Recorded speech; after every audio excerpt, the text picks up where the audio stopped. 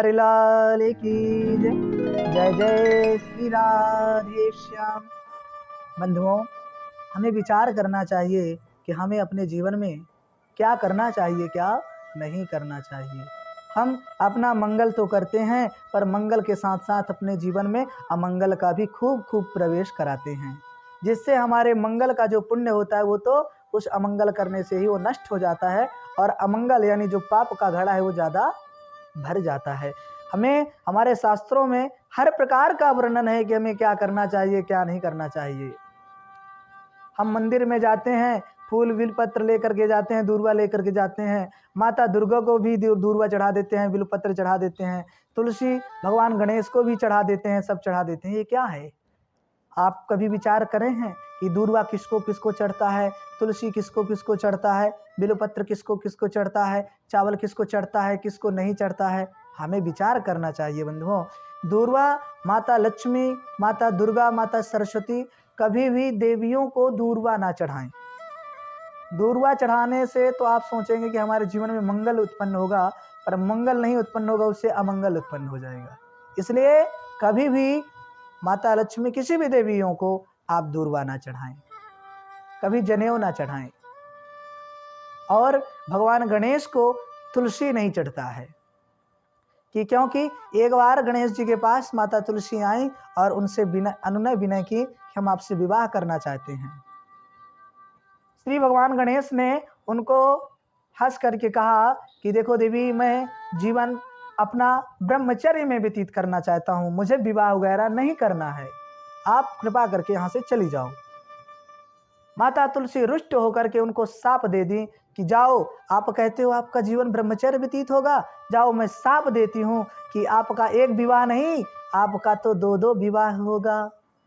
तो माता तुलसी के साप से ही उनका विवाह रिद्धि और सिद्धि नाम की 2 कन्याओं से हुआ था।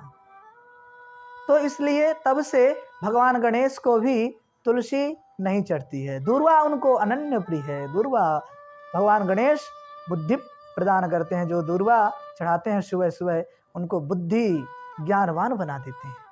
इसलिए गणेश जी को तो दूर्वा चढ़ाइए, पर माता लक्ष्मी, माता दुर्गा, माता सरस्वती, किसी भी देवियों को दूर्वा नहीं चढ़ाइए। चावल भगवान शालिग्राम को नहीं चढ़ता है, चावल भगवान शालिग्राम को नहीं चढ़ता है, उनको केवल तुलसी प्रिय है। तुलसी प्रियम, तुलसी किसको प्रिय है? भगवान शालिग्राम को अनन्य प्रिय है। इसलिए चावल की जगह चंदन लगाने के बाद भगवान शालिग्राम को तुलसी चढ़ाइए।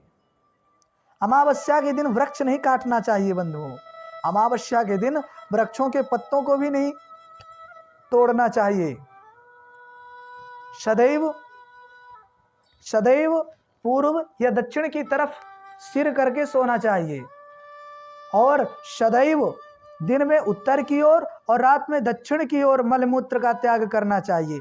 कभी भी भगवान सूर्य को सामने, भगवान सूर्य अगर सम्मुख हो तो उस तरफ करके लघुशंखा आदि को विसर्जन नहीं करना चाहिए, नहीं तो इससे दोष लगता है, इससे बहुत बड़ा पाप लगता है।